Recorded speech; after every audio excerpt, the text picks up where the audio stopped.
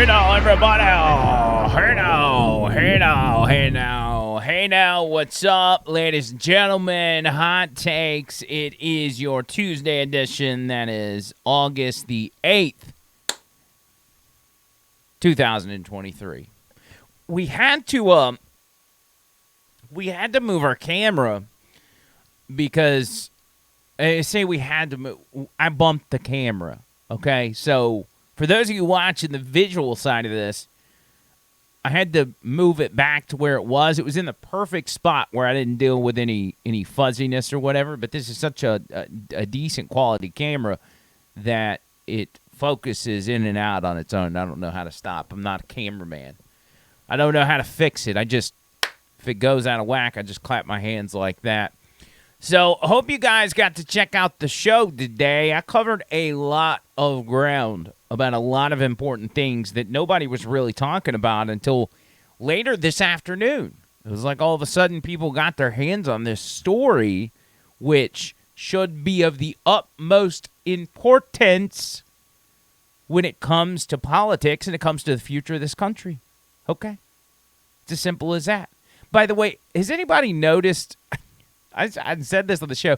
Did anybody notice that since May, none of the late night talk shows have even been on air? Like they haven't been on. I guess they're playing something else.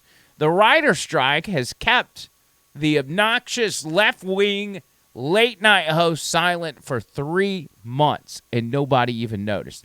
Look at this poll down here. Somebody tweeted. Late night shows, Kimmel, Colbert, etc., have been off since the writer's strike in May. Do you miss late night TV? 47% of people said didn't even know. I didn't know either. I had no idea. And, here's the thing. I probably watch more of it than any of you guys, and not because I go out of my way to make sure I'm watching it, but I see the clips the next day when I'm doing show prep. If something completely absurd or stupid was said, it ends up popping up on my radar, and I'll end up bringing it on the show. I obviously haven't seen anything in 3 months, but I didn't think about it. They've been like nobody even knows they're gone. By the way, I hope you like my outfit tonight. Trish used to tell me don't go on the podcast without sleeves. And I honored that wish. But as of late, I've decided I'm a man. And I'm going to do man stuff. Like, go without sleeves. As they say, a man do what a man going to do. That's why I'm wearing no sleeves, because of man do, baby. Thank God for that stuff. Speaking of, let me remind you about Vapor Forge. Out on 280, baby. Vapor Forge, 874-9010. Proud sponsors of Over the Line. They are bringing you this episode. So thank you. Love you, Vapor Forge. Love you long time. Tony, Amy, all the crew up there. They legit, like more than you know, make sure this podcast happens. They really do. So, what happened today? I talked a little bit about Ukraine, about the fact that the media has just all of a sudden decided to start fantasizing about replacing Vladimir Zelensky. What is that about? I don't know, but I think you're going to find out very soon. I'm not going to talk about that tonight. That's not my purpose here.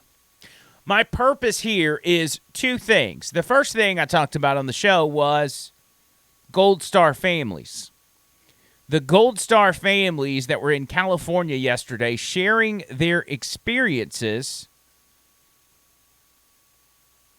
with the rest of the country. These are Gold Star families, family members of the 13 fallen servicemen and women from the Afghanistan debacle. These guys, and let me see if I can't find you a clip of that. I'm just going to be doing this in real time. Stand by. Just stand by here. Let's see. We got Tyler Vargas Andrews was that guy's name. Let's see. Tyler Vargas Andrews. Before I get into the hearing, I want to play you something from a podcast. And I don't know anything about this podcast It just seems to be one of these things where they just interview people. But Sergeant Tyler Vargas Andrews was one of the soldiers that thankfully survived the Afghanistan withdrawal debacle, the one put up by Joe Biden, Mark Milley, and others that got those 13 servicemen and women killed. One of the most embarrassing moments for America that I think I've seen in my lifetime. I don't know that I can think of another that was this embarrassing on a world stage. To watch us abandon allies and watch us, more importantly, abandon our own people. This is the story of a guy who was there, who survived, ended up being blown to bits, but survived, and was in the hospital and got a visit from Jill and Joe Biden. And when I got to the end of this video, I thought to myself, man, they might as well have just spit in this dude's face than to treat him the way they did. I was like, oh my fucking God. And that's what I said.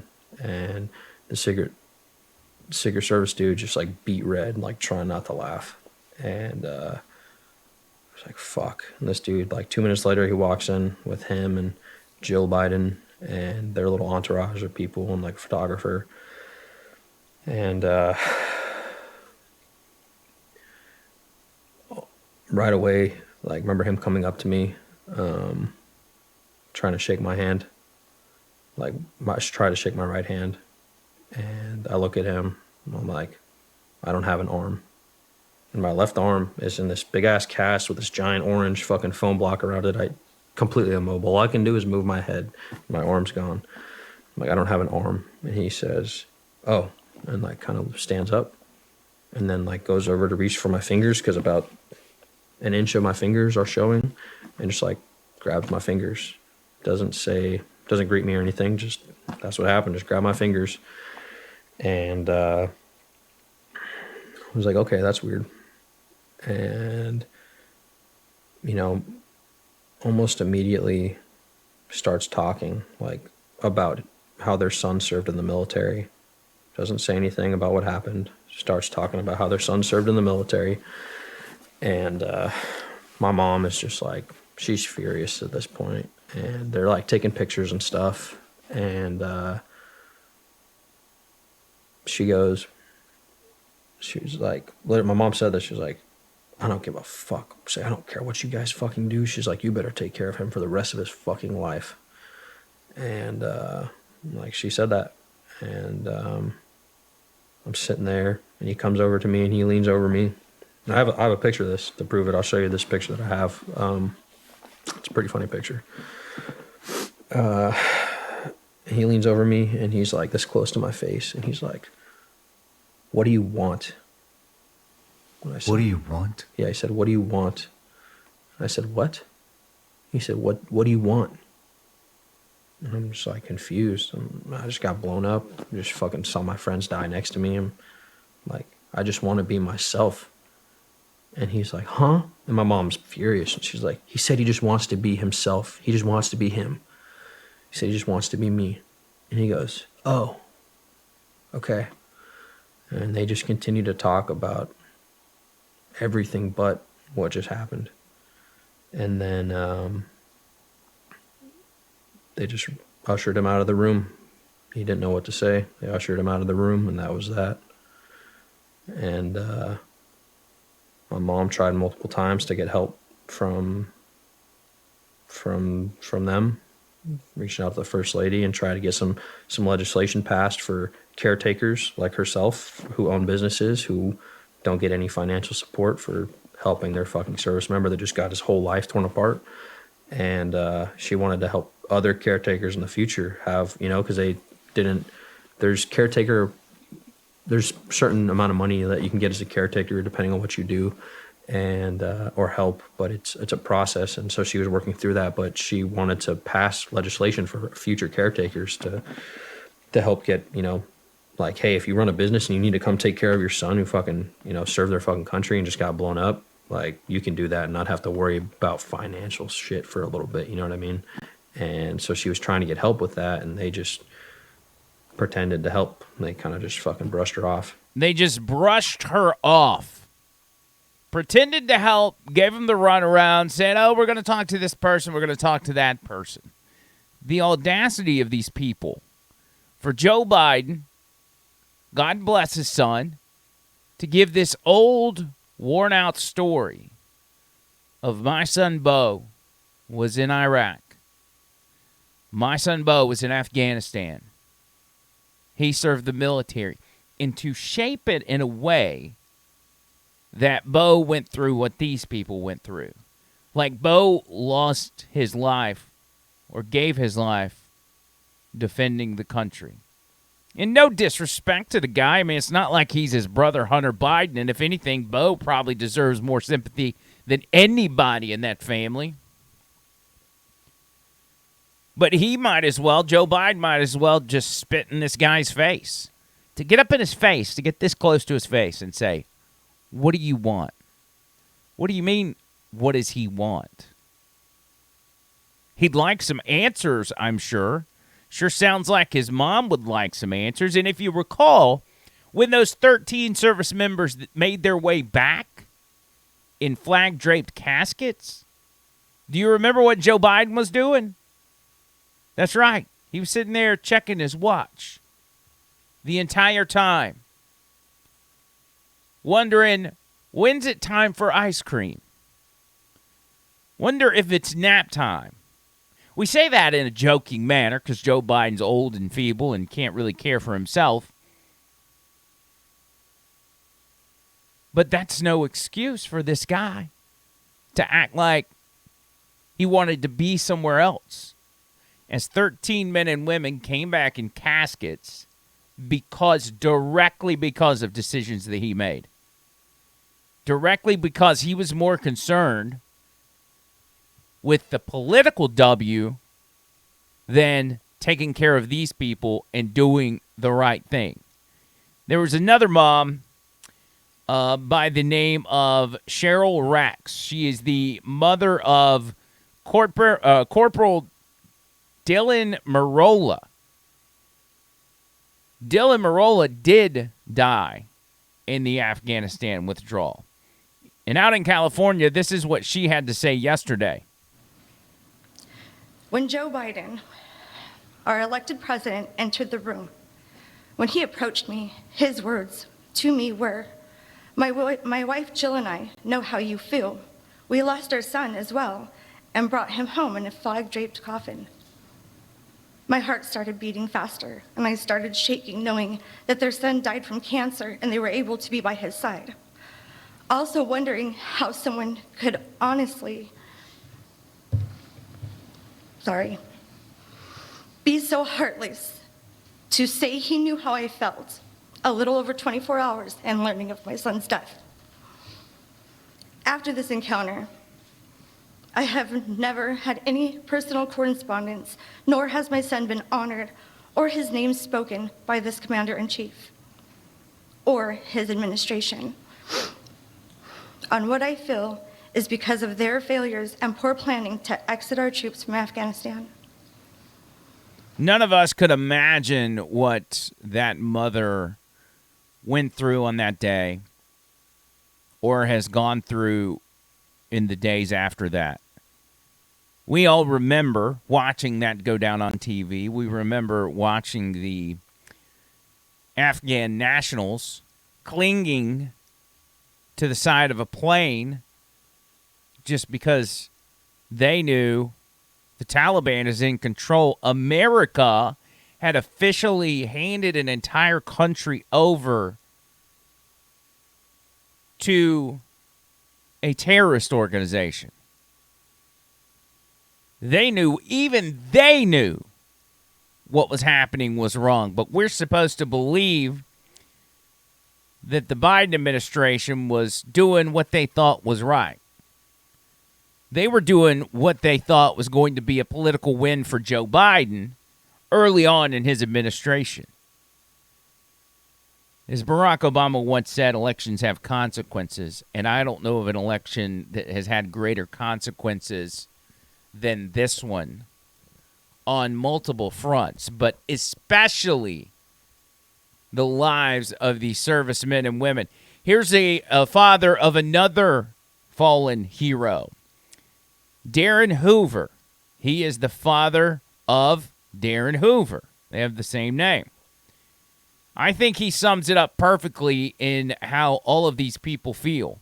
In closing, I'm calling out Secretary Blinken, Secretary Austin, General Milley, General McKenzie, Lieutenant Colonel Whitehead, who could not give the order to the snipers to take out the bomber before he detonated his vest, and ultimately the president. Do what our son did. Be a grown-ass man. Admit to your mistakes. Learn from them so that this doesn't happen ever again. You all need to resign immediately. Our sons and daughters have more integrity in their little toes than every one of them combined. You owe it to our families here today, to the other Gold and Silver Star families that have gone before, and most of all to the veterans who have given so much for this country so that we have the freedoms that we enjoy today. It is so absolutely infuriating to watch the pain and suffering of these parents and to watch the pompous, carefree, maybe lack of self-awareness attitude of the Biden administration. I genuinely think they know what they did. I do. I think they understand the gravity of it. I think they genuinely don't care. I want you to look at the names of the 13 men and women that lost their lives that day. Sergeant Johnny Rosario,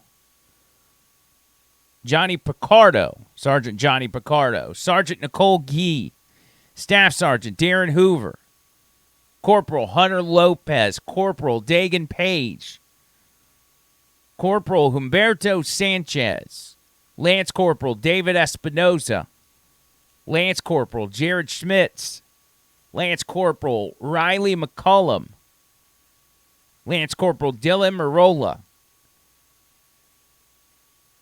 Lance Corporal Kareem Nakawi, Navy Corpsman Maxton Soviak, and Staff Sergeant Ryan Noss. Look at these ages: 25, 23, 31, 22, 23, 22, 20, 20, 20, 20, 20, 22, 23. Here's their faces. These are 13 people that saw their last day in an air base in Afghanistan, getting the word that y'all got to get out of here now. Hope you can make it. Best of luck to you. A day where snipers were in position to take out suicide bombers, had their sights on them, waited for confirmation to fire the shot. And this is all under oath. This is all testimony under oath. This is all fact. They were told, don't take the shot. That shot could have saved those 13 lives, but they were told they couldn't do it. And what's the Biden administration's response? They don't care. They do not care. If they've done it once, they'll do it again. It's hard to imagine that any American, no matter what your political beliefs or who you voted for, could still be standing for this. And I think there's a lot of Americans that just don't understand. They don't get it. They just think, man, that's the military. That's war. You know, thank God we're out of Afghanistan. That wasn't the way to do it. Everybody wanted to pull out of Afghanistan. We don't want to be involved in that stuff. We don't want to be involved in Ukraine.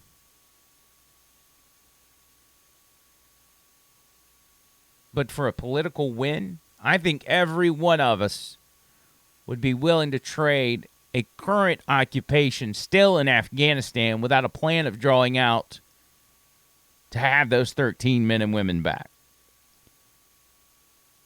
Because it's not something that brings me or any podcaster or radio show host any joy to have to tell that story. It's not a political win that you get to dunk on Joe Biden because he single-handedly had 13 service members killed. We'd rather not have that talking point, but we do. Because of the callous nature of these people who are downright evil. Cost the lives of those 13 very young people. It's one thing that one question that I've posed time and time again was, for you parents that have younger children that are that age, that are, in high school, about to graduate, trying to figure out what they want to do with their life. And some of y'all may have kids where they're like, I want to join the military. And then you have to listen to the stories of those parents, knowing that if your kid goes into the military, his commander-in-chief is Joe Biden. That he could end up anywhere in the world in a situation just like that. The question I pose is, what do you tell your kid? There's nothing more honorable than to hear your kid. Nothing can make you more proud than to hear your kid say, I want to join the military. It's also nerve-wracking. But there's an additional feeling with it when you know he's going to be, or she's going to be, working for Joe Biden, Mark Milley, Lloyd Austin, these downright scumbags that don't care about the men and women in uniform. They care about transgender and pride parades on military bases. They care about transgender storybook time for military men and women's children, drag shows. But those 13, they don't care. And it's all because of what happened in 2020. And I brought this out on the show today. I'm not going to rehash the whole thing, but I just want to make a couple points. There's a bombshell article out today that we spent an hour on that documents an investigation that found people trafficking fraudulent voter registration forms and fraudulent ballots through the state of Michigan. The Democrat Attorney General found out about it, demanded she be part of the investigation, and then proceeded to bury it, and nobody ever heard about it again. It was in a town in Michigan that has about 37,000 people residing there. Not a very big town. 37,000 people. And on one particular day, a young lady shows up, and she brings in 10,000 new voter registrations a month before the election. In this town, she's got 10,000 forms filled out allegedly by 10,000 different people to register to vote. So the city clerk accepts them, starts looking through them, realizes a lot of these are in the same handwriting. A lot of them have bogus phone numbers and bogus addresses. So she contacts police. Police see it. They're like, okay, this is obviously a scam. We're going to have to do something about this. We're going to have to contact the FBI. Well, that's your first mistake. FBI, Attorney General of Michigan, get their hands on it. Bury the investigation. This young lady that had all these voter registration forms that were filled out allegedly by real voters admitted in an investigation that she was working for a company called GBI. Now, GBI is some sort of little startup company that's been around a few years and based out of Tennessee. And they work hand in hand with the Biden campaign during the 2020 election. They also receive tons of money from different Democrat organizations and Democrat campaigns, such as the Doug Jones for Senate campaign. Remember Doug Jones? He was the guy that was just so cunning and so charismatic and had such great policies that he was the first senator in forever to win a seat in red Alabama. Remember that? And we all thought, man, that's kind of odd. Man, that Republican contender, Roy Moore, he must have really sucked for a Democrat to win. Doug Jones' campaign paid this GBI get-up $1.5 million back in 2018. $1.5 million. A Senate campaign paid that money to them. Now, what would they be paying the money for? If this is an organization that's working with the Democrat Party, was it a deal where they were helping them out with something? We don't know. But GBI Strategies, they had a lot of money. And during this investigation, this young lady admitted, hey, they're paying me $1,100 a week to bring in as many voter registration forms as I can. They're giving me a prepaid card. They're giving me burner phones. They're giving me rental cars. And so I just go wherever I can and sign up people to vote. Obviously, a fraudulent get-up. So you go on, and they find out more and more. They start finding tons of this evidence, tons of these fraudulent voter registration forms. And it becomes painfully apparent what's going on. Again, then they hand it over to the FBI. What does the FBI do? They bury it. Then you get to, this is days before the election. So the FBI knows, hey, all we got to do is just kind of hide this for a little bit. Our job is to get through the election and let whatever's supposed to happen, happen. And then we can move along. Joe Biden's president, yada, yada, yada. And don't get me wrong. With the FBI actively working to suppress the vote and swing the election, it was not a pro-Joe Biden thing. Joe Biden has been a joke in Washington, D.C. for a long time, even with his own party. This was simply about getting Donald Trump out of office. He could have been running against a turd sandwich, and the FBI would have been trying to get the turd sandwich in the White House.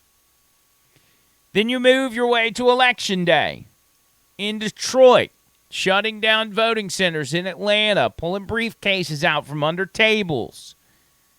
And one of the more notable instances was the TCF Center, the vote counting center in Detroit. You remember the graphic where it shows the blue and the red line. I wish I had it. I'd show it on the screen. The blue line and the red line. It was supposed to symbolize Trump and then Biden. And it was a steady lead throughout the whole day. And then at the middle of the night, at like 3:30 in the morning, all of a sudden, Joe Biden's line went straight north and surpassed the little red line, which represented Trump. And then Joe Biden was in the lead and stayed in the lead. And that's how Joe Biden won in Michigan. Well, there was video footage that took almost an act of Congress to get their hands on from this TCF Center. One outlet in particular, the Gateway Pundit, had to harass these people to no end to get this footage. Took them forever. They even charged them $22,000 for 24 hours worth of footage, charging them to have the footage, even though it should belong to the people. Now, when Joe Biden's lead jumped up in the middle of the night, out of nowhere, which means there were tons of ballots that came in, tons of boxes of ballots that came in that had to all have voted for Joe Biden. This is what the footage looked like from the security cameras when Joe Biden took that lead.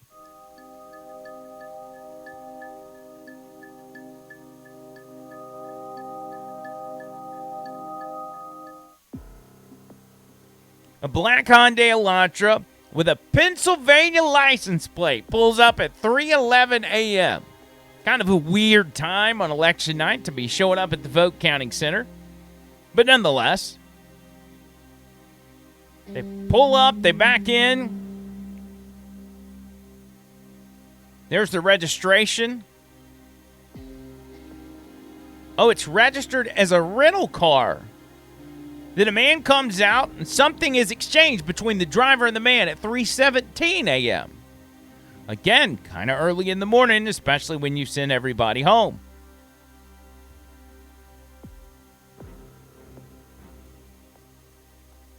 Then the Hyundai Elantra starts backing up and leaves at 3:18 a.m. Again, weird stuff. What are you dropping off? It was something small? Was it a flash drive? Oh, wait.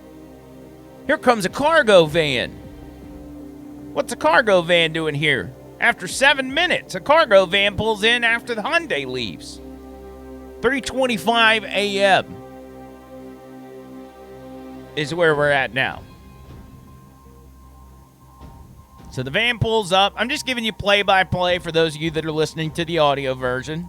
But if you are, I encourage you to go watch the video on YouTube or Rumble. Got a couple guys out there. Again, 3:30 in the morning. Out there writing down something on a notepad. Here comes the dolly. Oh, they got a bunch of boxes back there. Wonder what's in the boxes that they're bringing to the ballot counting center at 3:30 in the morning. There's 1, 2, 3, 4, 5, 6, 7. Oh, there's a lot of boxes in here. Current time, 3:31 a.m. They get the first load of boxes on the dolly. They pull it around into the tabulation center.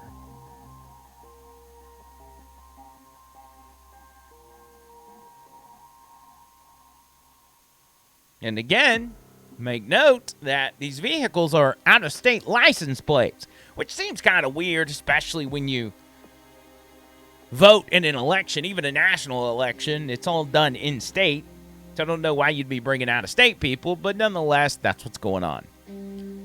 More guys with notepads, writing stuff down, looking around, nothing suspicious. Again, just 3:30 in the morning. Don't mind us, just doing our civic duty. 3:40 a.m., 10 minutes later, they're putting a second load of boxes on the dolly. It seems to be about 6 deep and 5 rows of them. And they proceed to take them in the vote counting center.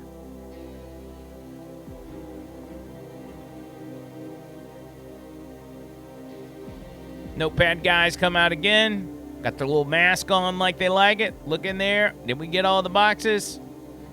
And it looks like we did.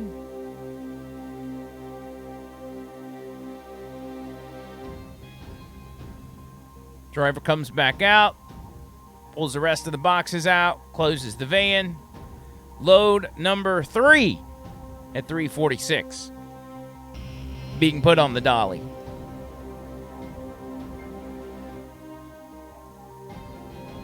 Then you move along. Taking the third load in. Just again, giving you play-by-play here. Van starts to pull out.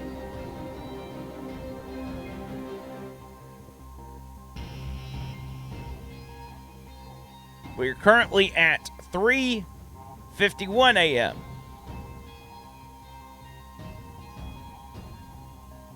The van seems like it's pulling out, but it seems to be parking again. And there it goes. White van leaves at 3:52 a.m. At 4:19 a.m., get this, guess who's back? It's the Hyundai Elantra. A rental car. It's being rented by somebody. Another man comes out again at 4:30 a.m. and something small is exchanged for the second time.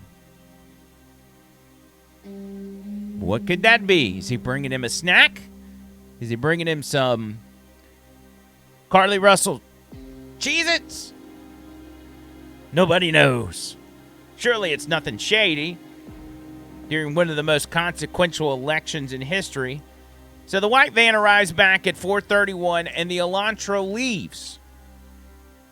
It's almost as if they're circling the building. They're going to pick stuff up and then bring them back.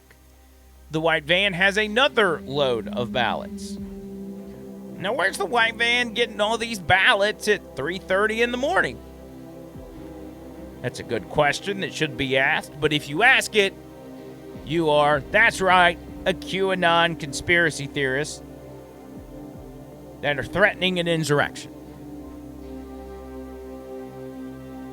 So we go on, we get back, unload the ballots. Guys get back in the cargo van.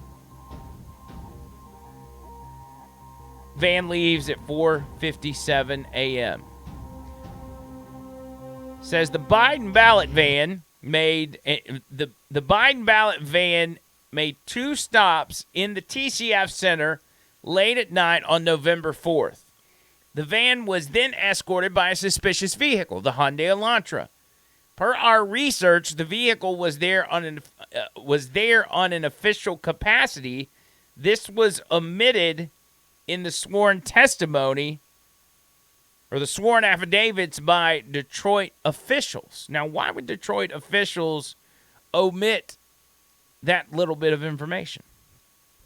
Could they be trying to hide something? These are the things. This is why this stuff is so important, because questions need to be asked, as in what was handed off just there.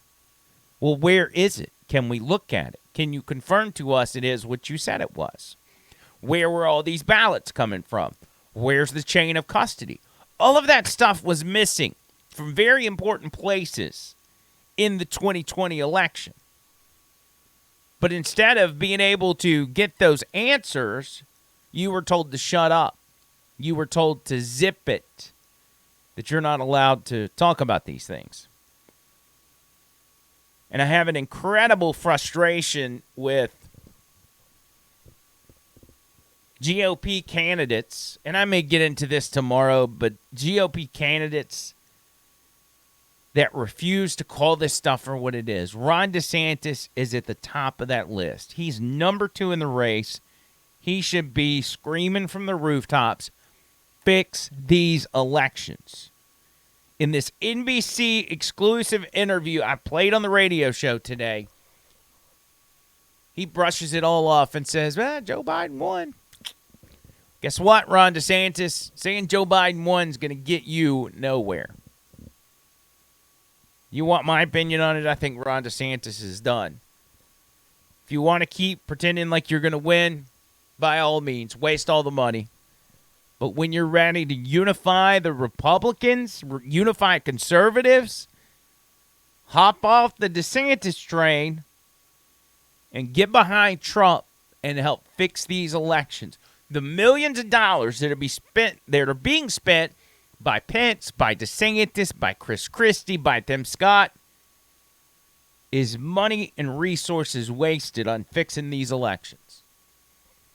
These guys have to clean this stuff up, or it's not going to matter. You're still going to have Joe Biden or some version of Joe Biden. You're still going to have botched military moments, botched military withdrawals that are going to cost the lives of service members. That's all a result of 2020. We can't let it happen again. I'm out of here. Thanks for checking us out. Until next time, see you, cuz.